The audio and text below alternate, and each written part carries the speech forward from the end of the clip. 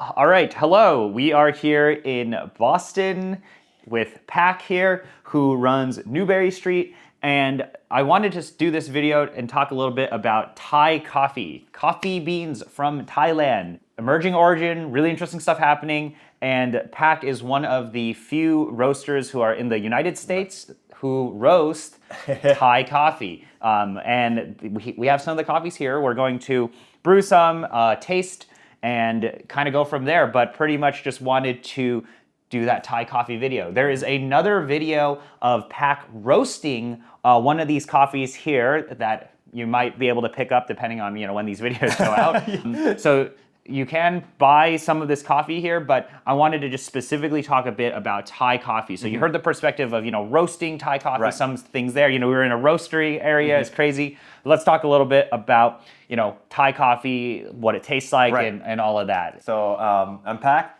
the third place National Brewers Cup champion 2024, and also the Thai coffee roaster based in Boston right now. I've been importing Thai coffee to the US, and I think our roaster mainly roasts on the Thai specialty coffee and also some other Asian coffee, also some Colombian and other stuff, but mainly focus is on specialty Thai coffee right here that we are trying to do.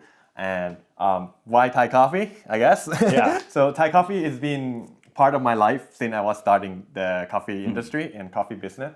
I was saved or was helped by the farmer, and that's why everything bring me here. Thai coffee have been part of my life, and that's very important to me as to represent the Thai coffee to the US. As Brian says, it's not many roasters are roasting Thai coffee right now, only a few that you've seen in the US, and I am one of them is represent in the east side of the country, right? And I've been a growth of Thai coffee since the past to today, and there are so many improvements until the Cup of Excellence came to Thailand. So it's been a very big improvement on quality, production, and other steps, and also in the past. A lot of coffee from Thailand is always consumed in their own country. It's never get out, right, in the past. But now we have more production, we have more knowledge, we can speak more English and stuff, so we can expand it more across the country. So I'm one of the represent that roasting Thai coffee here, and I'm excited to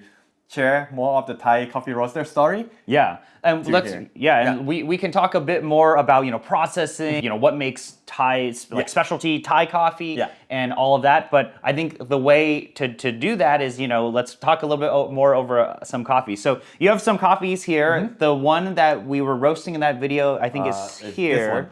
But what are the other coffees that or what are these other coffees? We have a lot of coffee back last month, but because of its end of the year now, we still waiting for the new crop that's coming up. A lot of excited coffee. Yeah, so be on the lookout for that.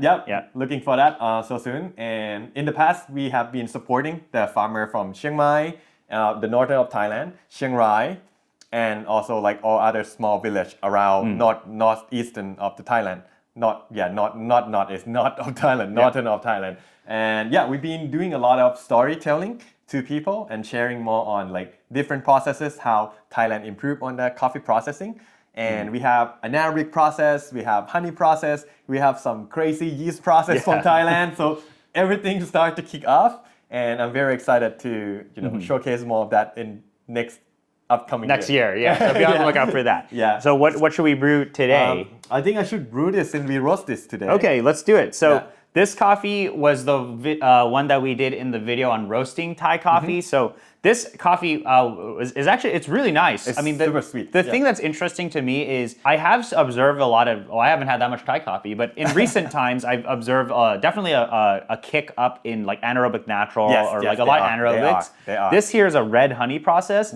And it's really clean. Like when you think about Asian coffee is scary. Okay, let's be real. Asian coffee is very, very scary. Like for a lot of people, it is scary. Yeah, it's that right? scary. Because like depending on what country you're getting from, like you think about some of the Chinese Yunans, like Catamores. You think about like Vietnamese Robusta, right? You think about these things that have like less developed terroirs or the crops are a little bit on the younger end, right? Like I do think of all of them, Thailand is, I think one of the more further alongs where it's like you can get, if you do want to get like a cleaner coffee, the terroir actually doesn't taste that bad, No, right? not bad at all. If you think about it, Yeah, right? not bad at all. But also, if you saw in the video of Pack roasting, right, he specifically is extending development in some of those areas to like make that kind of the terroir to hide it. Well, maybe not like hide it, but to like make it taste good. Make it taste good. Yeah, let's say that. Yeah. Yeah. So this is a good example of that, which is like you get enough of the Thai coffee terroir, which is what we can talk a bit about when we're brewing it, because this is a cleaner process. But also, it's really a good showcase of this is where this is actually very impressive when you think about it, like from a producer perspective. Right. Considering like it's only been a few years when they've tapped into this type of processing. It's like yes, this is a red honey process, but it's like really well done. Very well. Yeah. Well done. Very high quality. Yeah. Yeah. So let's brew some. Let's brew so some. this guy, by the way, is the third best U.S. coffee brewer in the entire country. Yeah, fortunately. If you pick up the coffees, he's got this entire recipe on, exactly how to brew, the temperatures, the flow rates, all of that stuff that you may care about if you are a coffee nerd and you want to brew right, you want to brew things correctly. But you're using Oria for this one. Today. Okay, Oria for this. I'm gonna grind the coffee real quick. Have some sauce. This coffee here, so how do you pronounce this? It's Nawin. Nawin. And Deutschang means the molten Deutschang. Yeah. And it's got flavor notes of red apple, sugarcane, and sweet tangerine. Red honey. Yep, been grind. Want to smell? Oh, yep. Yeah, see, that's the interesting thing is like, yes, you can tell it's a honey process, but it doesn't have, there's no like funky, weird stuff, right? Yes. And these are things where I think people would expect that of like a Thai coffee or of any of these Asian coffees, especially, you think about like Indonesia and Chinese, Taiwan coffee. If they're like this type of process, you would expect to smell some like weirdness in the back. And I'm not really smelling any of that. It just smells clean. Yeah, very clean. I think it's because of the farmer itself. This is not my roast at all, I guess. I mean, roasting is part of it, but the quality of it that they sourcing the bean before coming to the US is very high quality. Yeah. So I'm very excited and proud of presenting them. And everything that they do, small bit by bit, it means so much. You have no idea how many cowlet time that they have to be separated the bean and then pick one bite.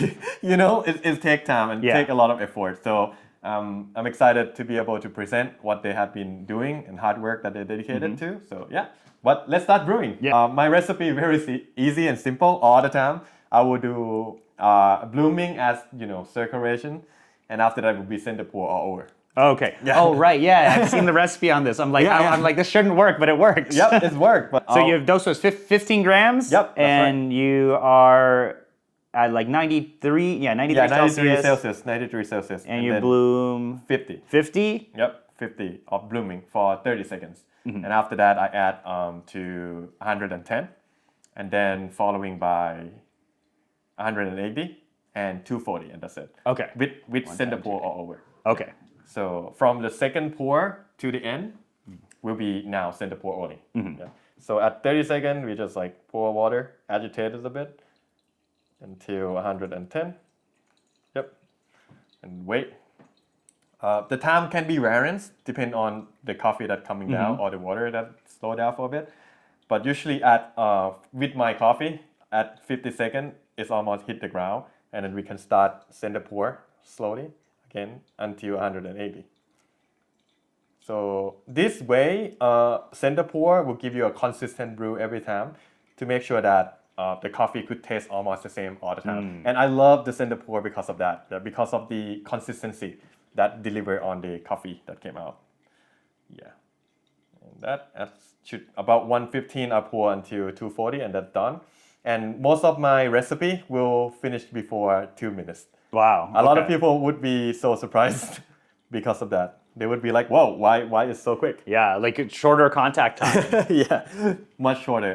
But I grind finer. Yeah, that's what I was gonna mention is that the grind is on the finer end for this. Of course, adjust depending on what grinder you're using and how old the coffee is and process and all of that. Exactly. But yeah, the coffee to me smells really nice. I mean, like I can smell it right now.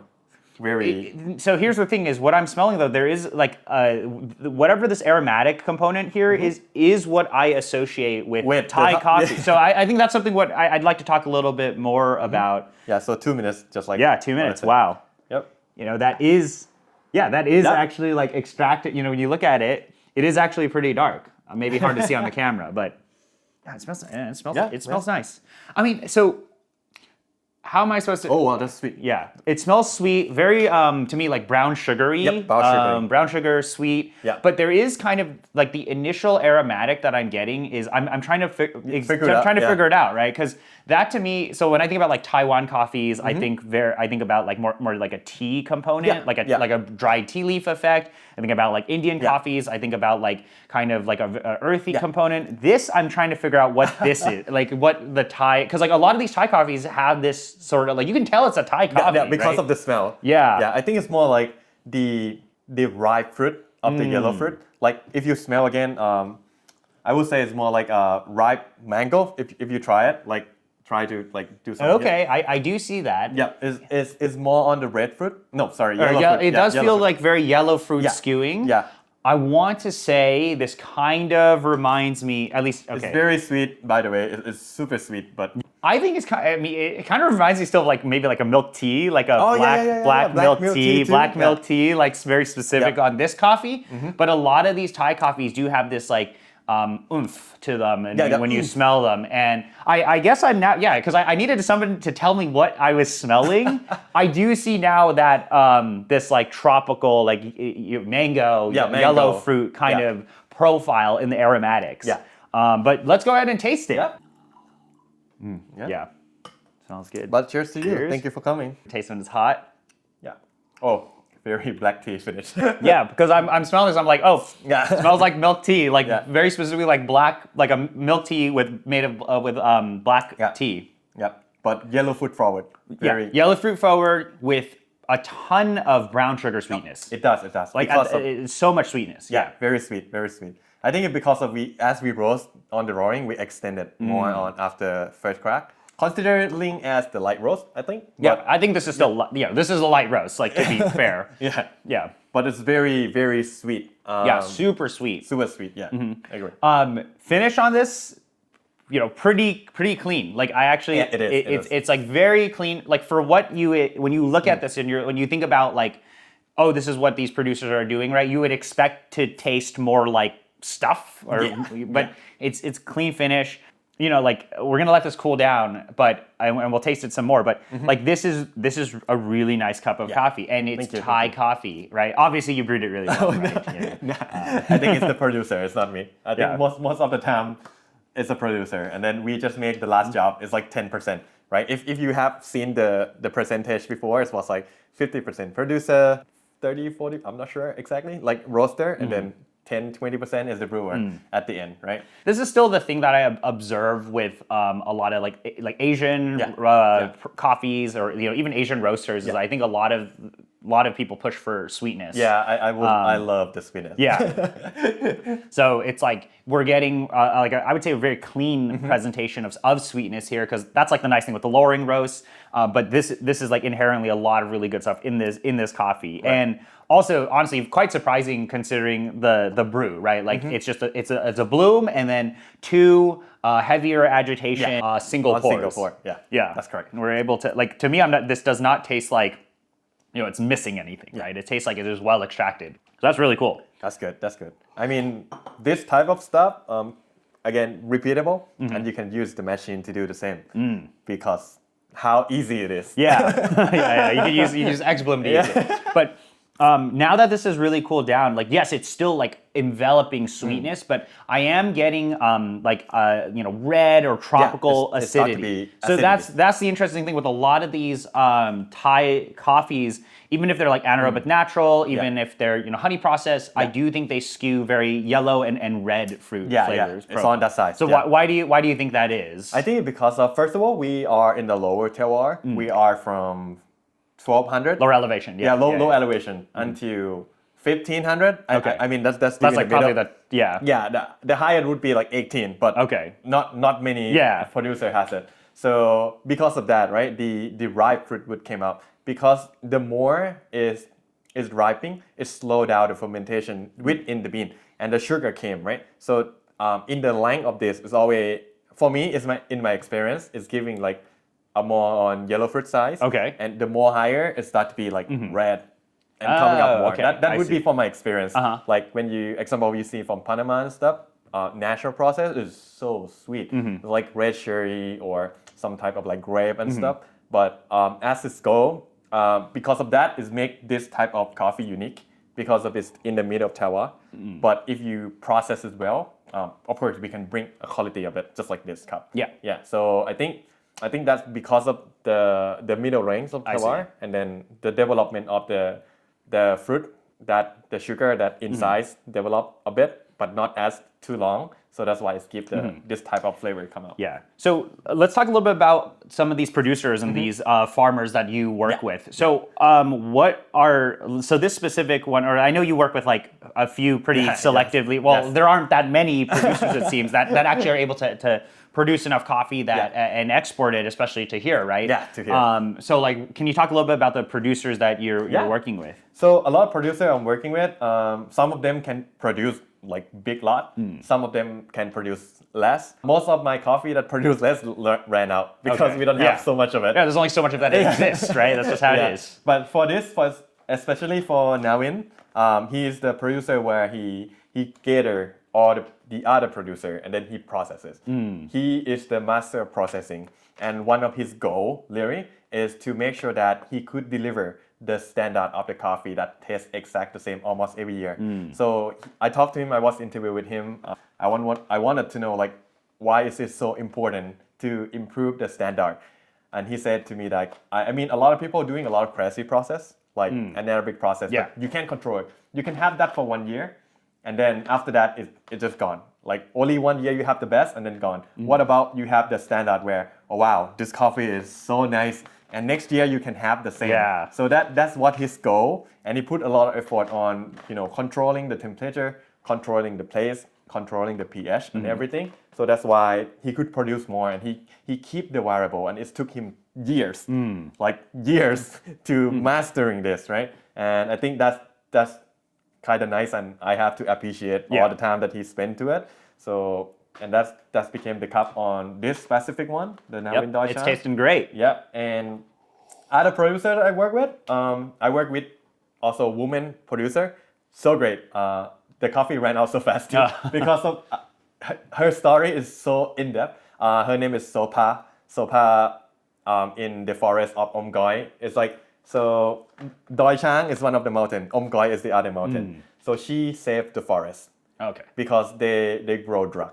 And then they need to find something that could replace drug, because drug is illegal in Thailand. Yeah. But in the past, they just do a lot of it. So then this person wanna save the forest because of that. Because if they grow corn or other stuff, they need to burn out all the forest out to have the layer to be clean and they can grow more. But coffee is specifically that grow around the forest.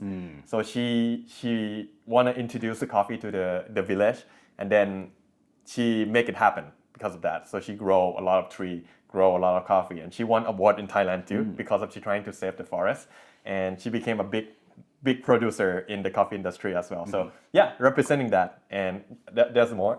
So a lot of just, great stories there. But, how come, like, we hear about very popular producers, like, you think about like your Wilfred Lemastises, your Diego Bermudezes, right? Yes. I probably shouldn't use those two names in the same sentence. Like, why do you think Thai producers, like, we're at like a first name basis with some of these producers from, much more popular regions, right? Like, why do you think the popularity isn't there yet? Or, obviously we're observing it's on the come up, right? And there are people like Pack pushing it forward, but like, why do you think Thai coffee is like where it is versus? I think it's more like, first of all, it's my personal story that related to Thailand and also the Thai farmer that really helped me out, right? And because of I'm seeing a lot of improvement, and I want to make sure that their voice have been heard.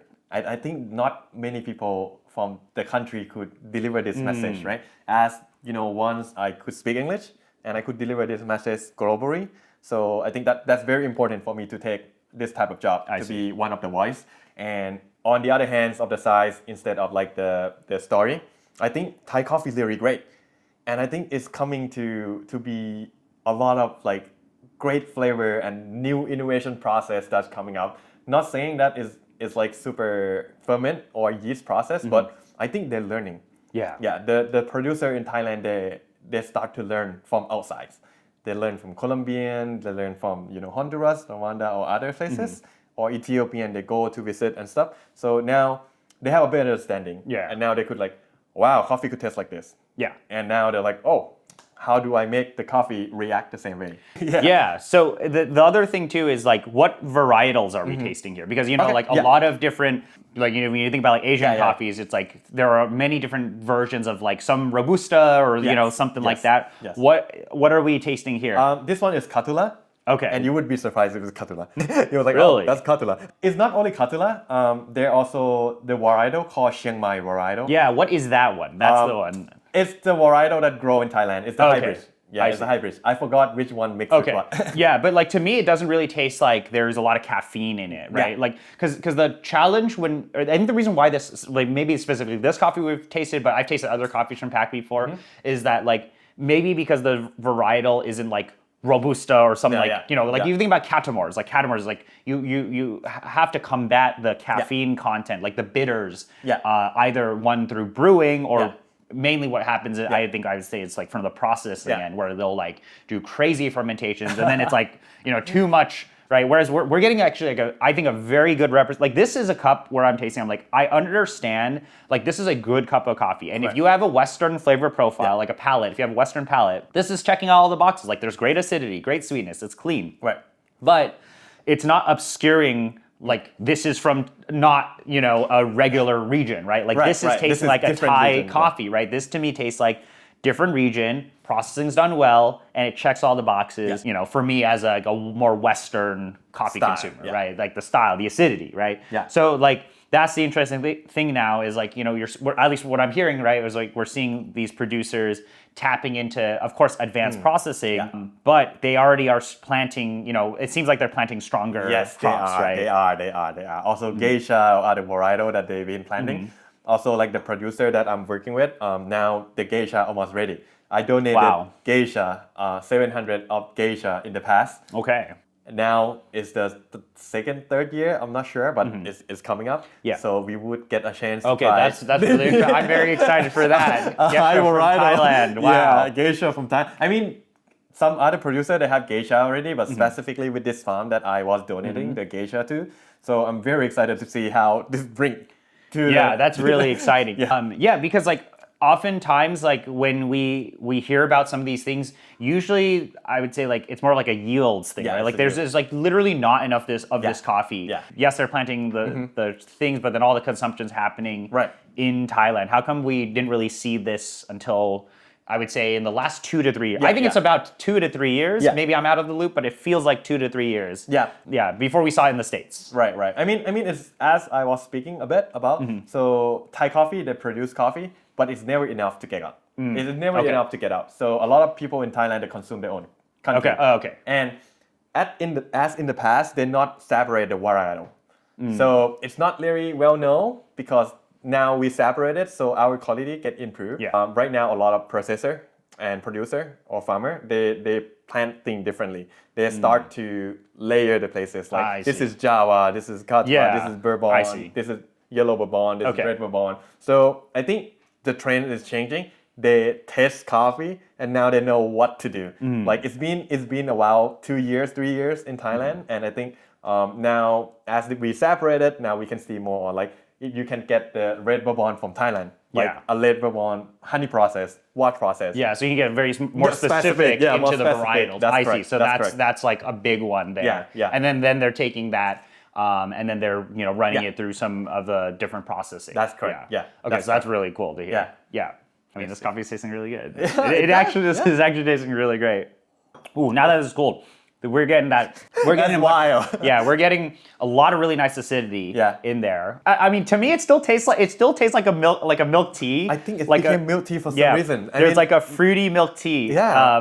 But there's nice acidity. It's clean. Really just big linger of sweetness. Yeah, just a little bit of the acid now. Now Yeah. it's became silky, like very milky, like just like you said. Wow. Yeah. I was surprised too. I mean, I usually finish it before it get too cold. Yeah. Well, so that's the other thing too is like when you taste these coffees, I think an interesting exercise to always do is like you just let them cool like 15, 20 minutes Yeah. out, right? It's kind of like We'll try you it. think about like cupping, right? Yeah. And what I've observed with this coffee and some of your other coffees is that they don't fall apart, Yeah. right? Like this is the Very important big for me. thing is Very like important for me. Yeah. if you have experimented with some of those different region coffees and like you get like crazy funky processed Yeah. coffees, like sometimes you can taste a distinct separation between processing and the varietals. Yeah. AKA you're gonna get hit with all this crazy processing and then at the back it's gonna be like dirt or woodiness, yeah, right? yeah, Weird yeah. stuff like that. Yeah. But this is like really well Right. tied together. It's very Uniform. yeah, very uniform, but it still tastes different, right? Yeah. This does not taste like any other region that you're tasting, and Right. that's of course because the coffee is so grown in it's Thailand, different, right? It's different, different right? country, Obviously, it's yeah. gonna taste different. You're gonna have more coffee next year, Right? And you're still, this is still a one-person operation. man show. Yeah, one-man show, yeah. one-man show roasting. Yeah. You're thinking about opening up a cafe. We might have a video on that, Yep. on talking a bit about, should you open up a cafe? But, we wanted to just talk a little bit about Thai coffee, right? Because like Thai coffee is just kind of this, it's on the come up. Yeah. Right? It's I think it's coming. It's upcoming. Yeah, and I think for a lot of people, if you've never tasted coffees like this, it's just fun. It's very fun to try these different regions and see what's out there and I think what's really nice about Pack here is like he's able to actually get some of these coffees out there. Although may have to wait until next year, so there's more. But get the coffees out there, and they're properly they're well roasted and they're like properly representing what the work the producer is doing. Right, you're kind of getting that whole entire experience there. Right, the proof is in the cup. Right, it's in here, and it's tasting fantastic to me.